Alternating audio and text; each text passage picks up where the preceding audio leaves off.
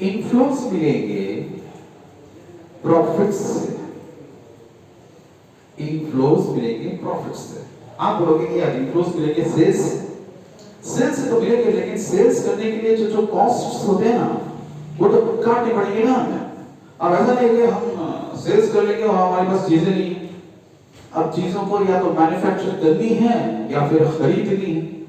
अब मैन्युफैक्चर करके बेचो या फिर खरीद के बेचो, तो बेचने के अमाउंट से हमें जो कॉस्ट हमें लग रहा है मैन्युफैक्चरिंग या फिर खरीदने में, वो सारे काट के ही हमें प्रॉफिट्स मिलेंगे ना। इन्फ्लोस हमारे इसीलिए प्रॉफिट्स ही हैं, ठीक है। तो जो भी बोले या फिर समझे कि सेल्स इन्फ्लोस है वो गलत है, क्योंकि सेल्स में से बाकी कॉस्ट काट नहीं पड़ेंगे। अब सेल्स में से कौन से कॉस्ट होते हैं? हमें वेरिएबल कॉस्ट काटना पड़ेगा तो हमें मिलेगा कंट्रीब्यूशन, और कंट्रीब्यूशन से हमें फिक्स्ड कॉस्ट काटना पड़ेगा तो मिलेंगे हमें प्रॉफिट्स। सीधी बात ना, कोई प्रॉब्लम है? एकदम सीधी बात है। किसी ने मुझे पिक किया, अब देखते हैं किसने मुझे याद किया।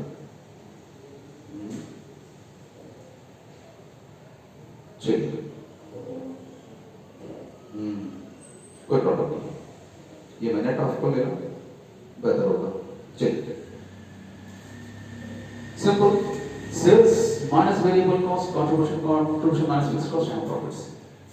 तो ये मेरे पूरे कैश में, ये भी मेरे कैश में, ऑब्वियसली ये भी कैश में, लेकिन ये वाला हिस्सा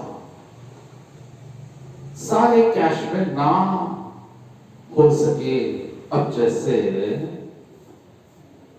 फिक्स्ड कॉस्ट के तहत मैं क्या क्या लिख सकता हूं? रेंट लिख सकता हूं, ठीक है। और आप जितने सारे फिक्स्ड कॉस्ट को रिसीव कर सकते हो वो सारे यहां पे लिख सकता हूं, वो सारे कैश में जाएंगे, कोई प्रॉब्लम नहीं है। लेकिन एक जो चीज है वो होता है डेप्रिसिएशन। वो होती है क्या? डेप्रिसिएशन। अब जो मैंने यहां पे मशीन खरीदी या फ्रिज या फिर कोल्ड स्टोरेज खरीदी, उसका तो डेप्रिसिएशन वाजिब है, डेप्रिसिएशन तो होगा ही होगा। अब ये जो फिक्स्ड कॉस्ट में एक ऐसा हिस्सा जुड़ गया है जो नॉन कैश है, जिसके वजह से कैश छूटेगा नहीं, जिसके वजह से कैश छूटेगा नहीं। अब कैश नहीं छूटा, फिर भी प्रॉफिट अगर मेरा घट गया, कैश मेरा छूटा नहीं लेकिन मेरा फिर भी प्रॉफिट घट गया। क्यों घटा? क्योंकि डेप्रिसिएशन डेबिट साइड में आता है, प्रॉफिट लॉस। अब यहां पे मुझे काटने के बाद जो प्रॉफिट मिल रहा है, ओके, ये पूरा कैश वाला प्रॉफिट नहीं है, यहां पे कुछ नॉन कैश वाला हिस्सा भी है। और मैंने आपको जो समझाया था कि जो मेरी इन्फ्लोस होते हैं वो सिर्फ और सिर्फ कैश में होने चाहिए, तो उसकी थ्योरी के खिलाफ जा रहा है ये प्रॉफिट। क्यों जा रहा है? क्योंकि ये प्रॉफिट लाते लाते कुछ नॉन कैश आइटम मैंने डिडक्ट कर लिया। जो नॉन कैश आइटम यहां पे मैंने डिडक्ट कर लिया, उसके तहत ये प्रॉफिट मैं नहीं ले सकता। This can not be my inflow because I have deducted a non cash item. तो मेरा इनफ्लो क्या होगा? कैसे करनी है? मुझे थोड़े बहुत एडजस्टमेंट्स करनी है, ठीक है। क्या एडजस्टमेंट्स करनी है? आगे बढ़ के देखते हैं। ये प्रॉफिट जो मिला मुझे, इसको फाइनेंशियल मैनेजमेंट के टर्म्स में बोलेंगे EBIT, earnings before interest and taxes, ठीक है।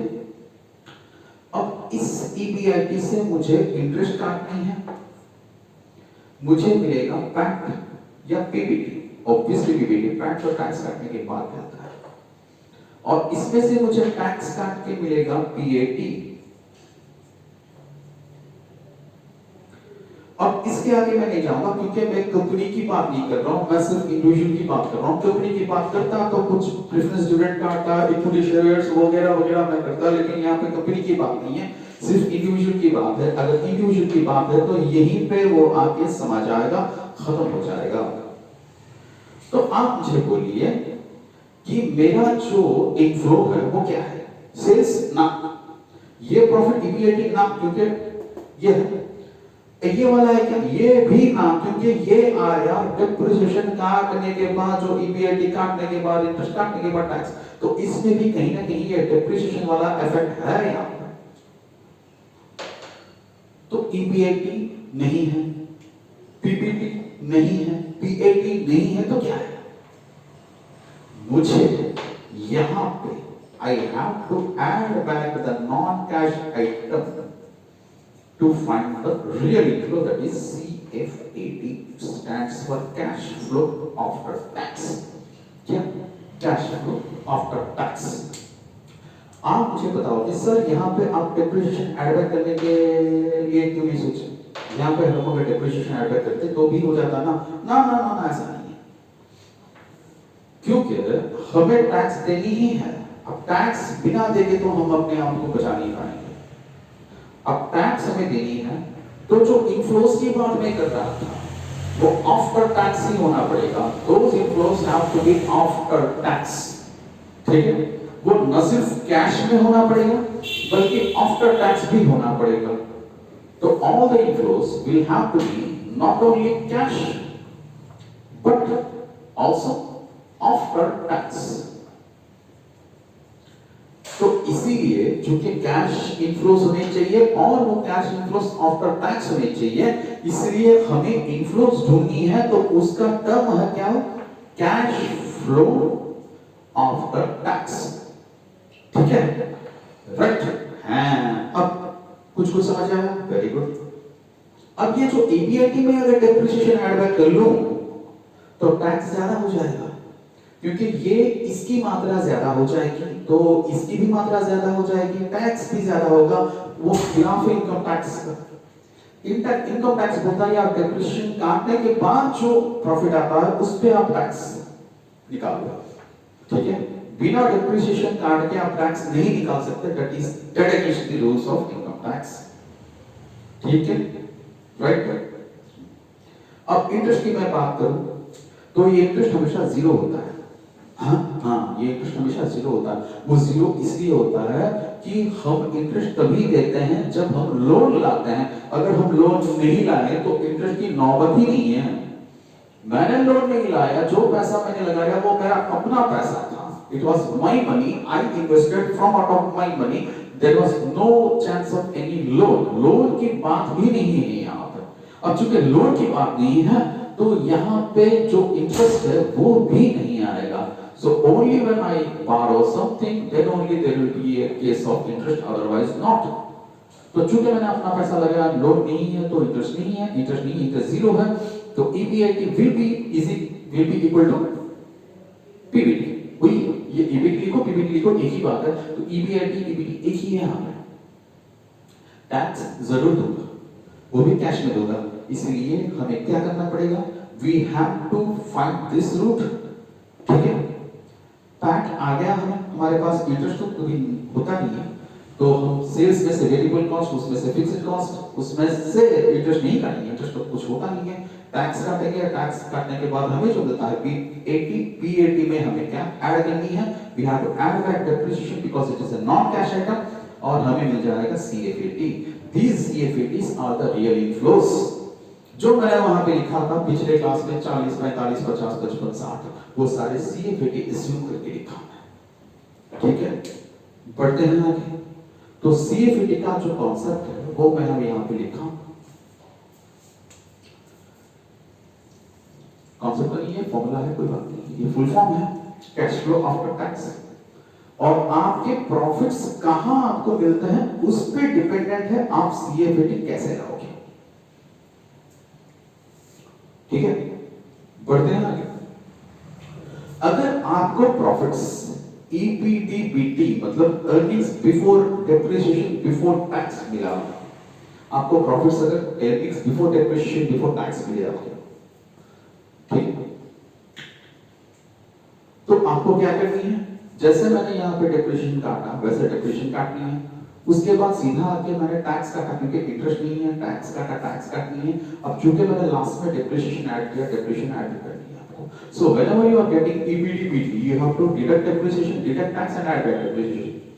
अब आप मुझे पूछोगे सर यहाँ पे माइनस है, यहाँ पे प्लस है, कट दिया तो नहीं होगा, ऐसा नहीं है, क्योंकि आपका ये जो है ये जितना आएगा उस पे टैक्स होगा, वो माइनस होगा, और उसके बाद डिप्रिसिएशन आपको ऐड बैक करनी है। इसकी अगर मैं आपको एग्जांपल के तहत यहां पे बता दूं, ठीक है, मान लीजिए मेरे पास 1 लाख है, कितना 10 लाख कितना शायद मैंने, मेरे पास 1 लाख है, उसमें डिप्रिसिएशन में मान लीजिए 20,000 काटा, तो मेरा जो प्रॉफिट है 80,000 है आफ्टर डिप्रिसिएशन। उसमें मेरा अगर 50% टैक्स गया तो 40,000 मेरा टैक्स चला जाएगा, और 50% अगर आप कंफ्यूज हो रहे हो तो मैं 30% की बात कर रहा हूं, तो 24,000 जाएगा हमारा टैक्स, ठीक है। उसके ऊपर वापस मैं डिप्रिसिएशन ऐड बैक करूं तो 20,000 हो जाएगा यहां पे, ठीक है, राइट। कोई प्रॉब्लम? अब कोई प्रॉब्लम नहीं है, कोई भी प्रॉब्लम नहीं है। अब क्यों प्रॉब्लम नहीं है? अब ये जो है ये इस अमाउंट पे डिपेंड है। अगर मैं ब्रैकेट में नहीं लिखता तो 80,000 पे 30% के बदले अगर मैं यहाँ काट देता तो 1 लाख पे 30% डाल देता, ऐसा नहीं होता, ठीक है।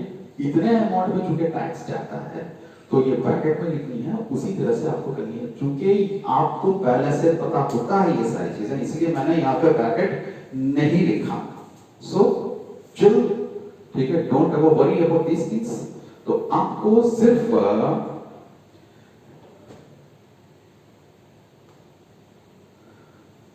ईबीडी बीटी से डेप्रिसिएशन काटनी है, टैक्स काटनी है और डेप्रिसिएशन ऐड बैक करनी है। अगर आपका ये earnings after depreciation before tax है तो आपको डेप्रिसिएशन ऑलरेडी कट चुका है, तो सिर्फ टैक्स काटनी है और डेप्रिसिएशन ऐड बैक करनी है। और यहाँ पे डेप्रिसिएशन भी कट चुका है, टैक्स भी कट चुका है, तो सिर्फ डेप्रिसिएशन ऐड बैक करनी है। अब देखिए ये थोड़ा ऐसा नीचे होकर मतलब कम होके आता है। यहाँ पे कुछ नहीं कटा तो 2 कटे और 1 ऐड हुआ, यहाँ पे 1 कटा था तो 1 कटा और 1 ऐड हुआ, यहाँ पे दोनों कट गए तो सिर्फ 1 ही ऐड हो रहा है। और यहाँ पे ये जो है मैं आपको समझाऊंगा, ओके। पहले तो फिलहाल के लिए आप सिर्फ फॉर्मूला याद कर लीजिए, उसके बाद मैं आपको समझाऊंगा कहानी के तौर पे।